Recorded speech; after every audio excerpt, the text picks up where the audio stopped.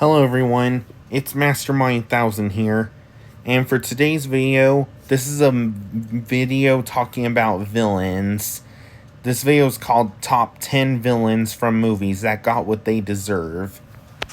Now, as we all know, with villains and stuff, you know, pretty much like, some villains are good, but some villains stay bad. Like, first they were bad guys, but then they turn good in the end.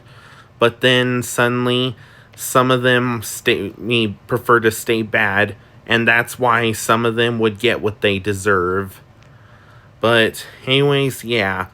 So basically, for this video, I'll be explaining the villains, and then I'll be playing the clip. But anyways, let's get started, shall we? Number 10, Thanos, Avengers Infinity War / Endgame. So, during Avengers Infinity War, Thanos did what he said he would do. He got all the Infinity Stones, and he snapped the Infinity Gauntlet, and he won the battle, and he erased 50% of all living creatures. And then when Avengers Endgame came, the Avengers got a plan. He went to where Thanos was at, and they were going to bring everyone back. But unfortunately, once they got to Thanos, the Infinity Stones were destroyed. Because Thanos destroyed them. And he said he had to destroy them because they nearly killed him. And then after that, Thor cut off his head. And then 5 years later, Ant-Man finally came back from the quantum realm. And he figured out a plan.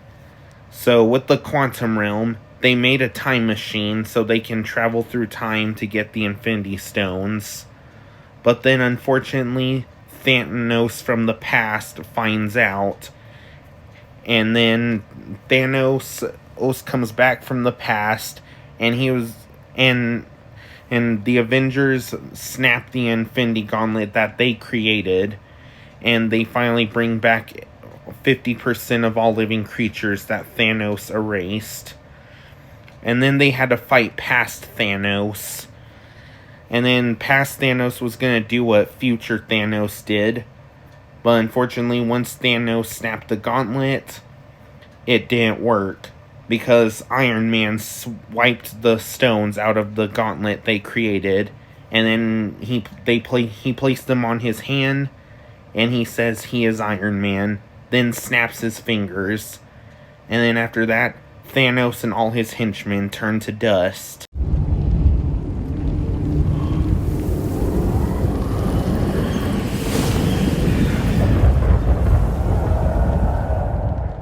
Number 9.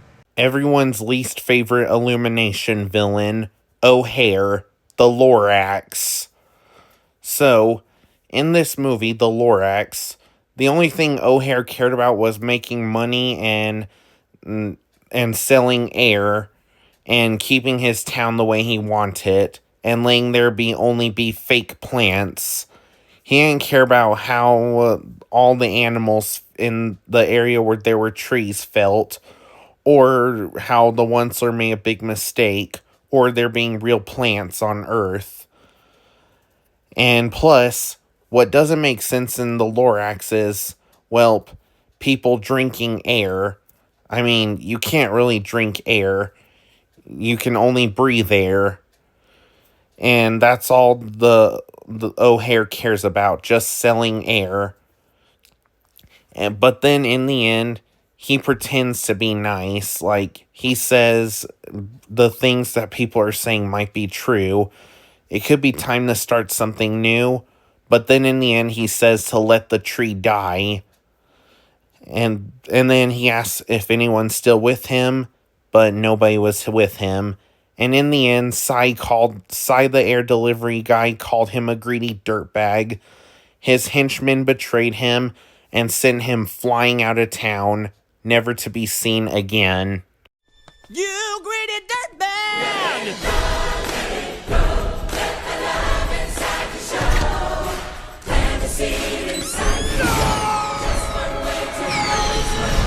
Number 8. Michael Myers, Halloween Ends, and the whole Halloween franchise. So, as we all know, Michael Myers is that serial killer from every Halloween movie. So, in one of Blumhouse's Halloween movies, Halloween Ends, Michael Myers finally dies. So, in Halloween Ends, Michael Myers tries to kill Laurie, but Laurie finally figures out a way to defeat him. So they fight each other until one of them wins, and Laurie stabs Michael and pins him down, and Michael is unconscious. And after that, Laurie and her granddaughter strap Michael up to the car, and they drive him to a junkyard. And everyone in town follows them because they have all been waiting for Michael to die because of all the people he's killed in every Halloween movie. And they follow him, and they pull him off of the car and carry him to the crusher. And then Laurie's granddaughter activates the crusher, and then Laurie pushes him, and Michael Myers gets crushed.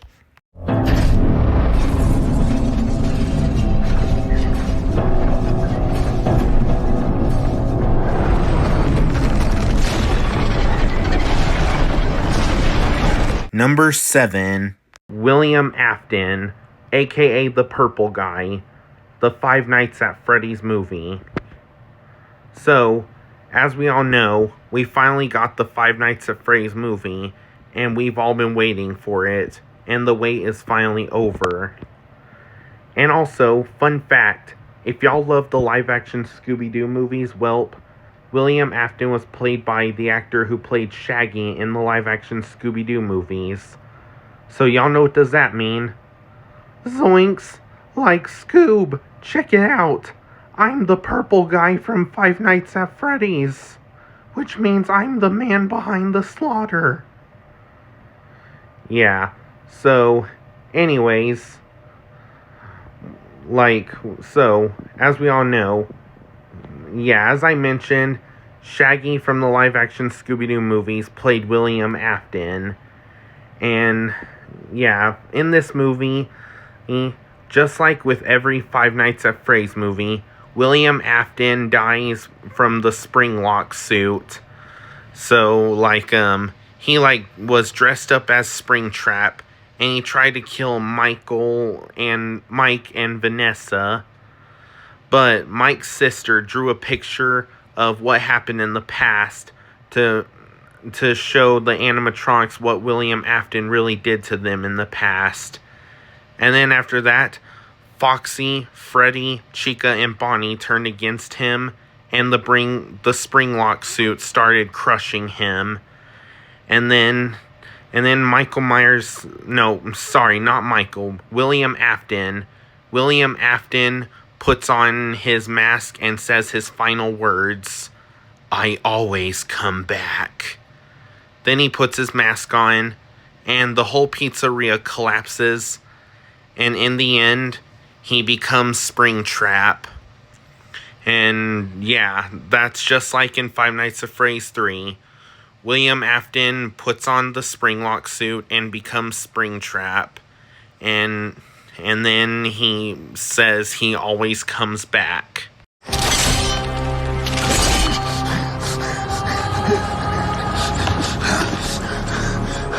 I always come back.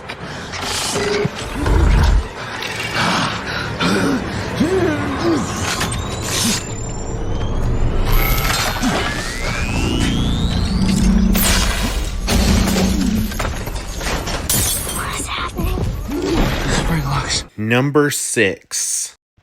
Pal, The Mitchells vs. the Machines.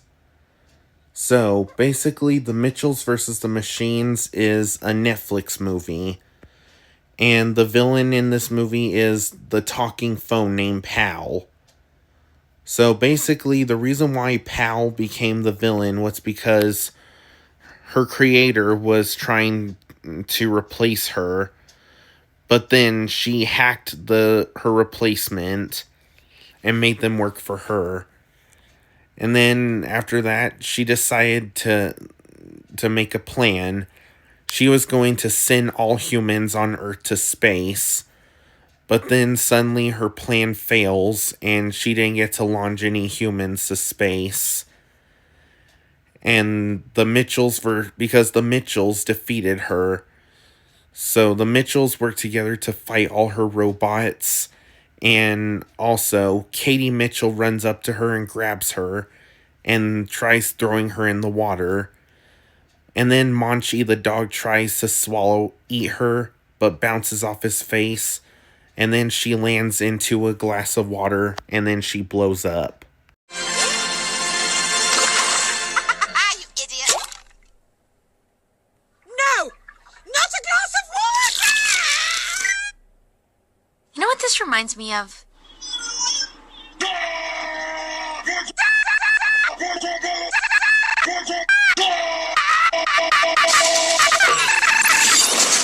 Number 5.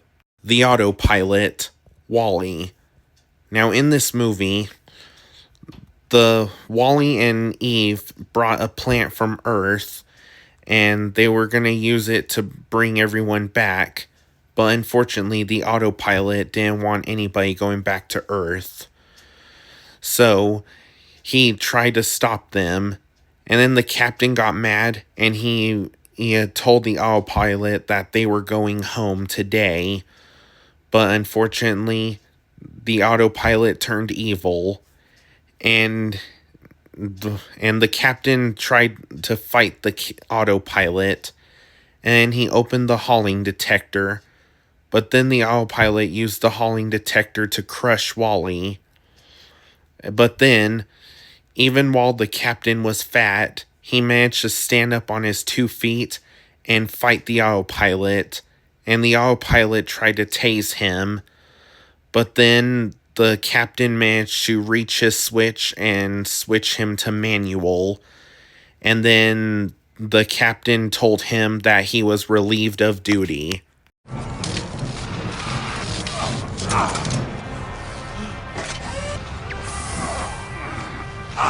Otto, you are relieved of duty.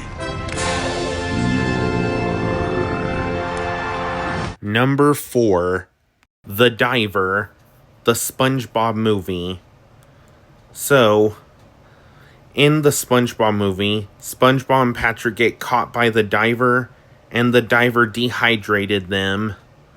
But then they come back to life due to the tear of the Goofy Goobers. The tear of the Goofy Goobers knocked out the power and made the ceiling sprinklers go off. And it brought Patrick and SpongeBob back to life. And same with all the sea creatures he killed. Because he was killing sea creatures and turning them into knickknacks. But then once the water brought all the sea creatures he killed back to life, the sea creatures attacked him and did to him what he did to them.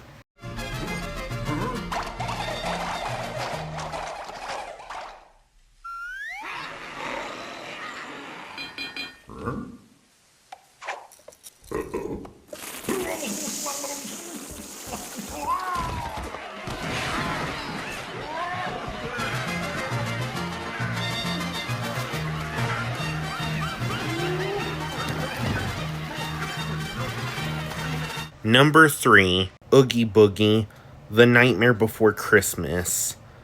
So, in The Nightmare Before Christmas, Oogie's kids brought Santa to him, and Oogie was gonna kill him, but then Sally came and she tried to save Santa, but Oogie stopped her, and then Jack managed to make it back to Halloween Town alive, and he was going to save Sally and Santa, but then Oogie tried to kill him now, and then Oogie tried to get away with it, but unfortunately he had a loose string, and then Jack grabbed to that loose string he had and pulled on it, and all of his fabric got caught into the machine, and his bugs went everywhere, even into the lava he tried to kill Santa and Sally with.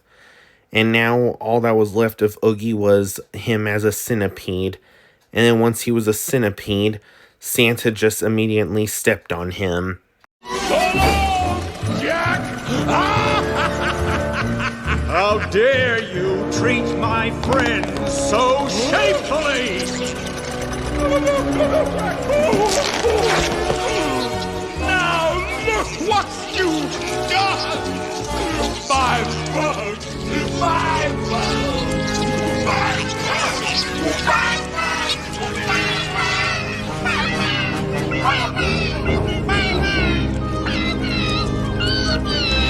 Number 2, The Chameleon, Kung Fu Panda 4. Now, if y'all haven't seen Kung Fu Panda 4, then just a reminder, this could be a spoiler. So, in Kung Fu Panda 4, the Chameleon was bringing every villain that Po fought from the spirit realm, and she was taking all their powers, thanks to Po's staff that Oogway gave him.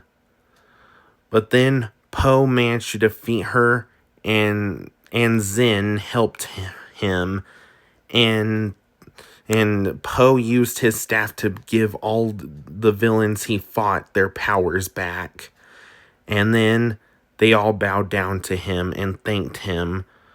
And then in the end, Po opened up a portal back to the spirit realm, and they all went back.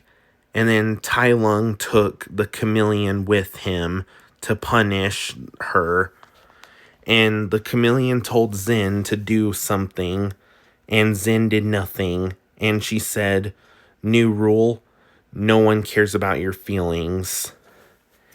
And yeah, in the end, the Chameleon got what she deserved.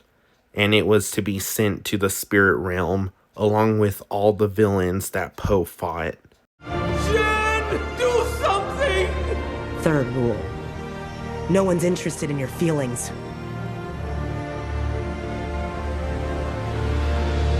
See you on the other side, Dragon Warrior.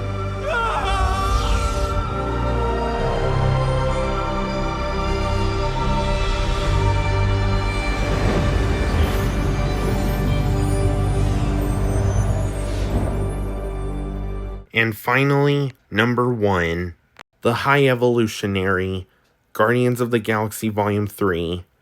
So, in Guardians of the Galaxy Volume 3, the High Evolutionary created Rocket Raccoon, and we see Rocket's origin story. And the stuff that the High Evolutionary did was messed up. In the past, he dissected Rocket Raccoon, and he even killed Rocket Raccoon's old friends, Lila, Teefs, and Floor. And he even blew up that whole entire planet he created with all those animal people still on there. And then, in the end, the Guardians killed all his henchmen. And also, they even saved all the children that the High Evolutionary kidnapped.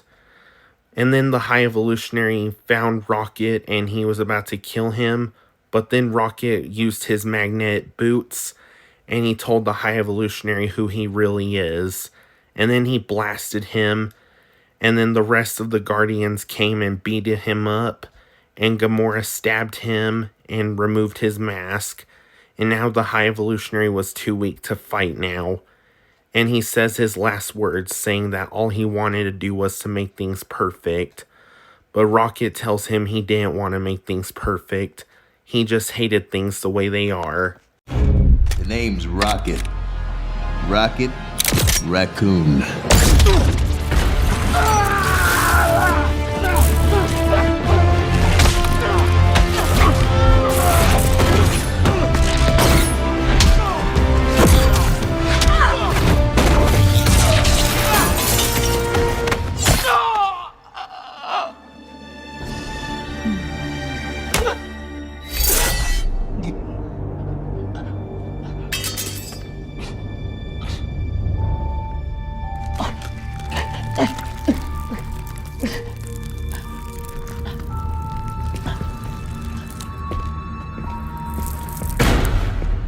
His face came off.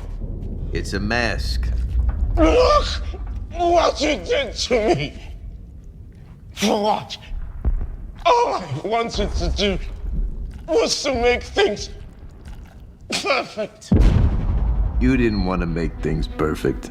You just hated things the way they are. And with that, those are the top 10 villains from movies that got what they deserve. Hope y'all enjoyed it. And if y'all have any, and if y'all want me to do top 10 villains from shows that got what they deserve, or top 10 villains from video games that got what they deserve, let me know in the comments. And also, what villains from what movies do y'all think got what they deserve? Let me know in the comments for that too. And overall, hope y'all enjoyed this video. And again, let me know if y'all want to do top 10 villains from shows or games that got what they deserve. And until then, I will see you all in the next video. Catch y'all later.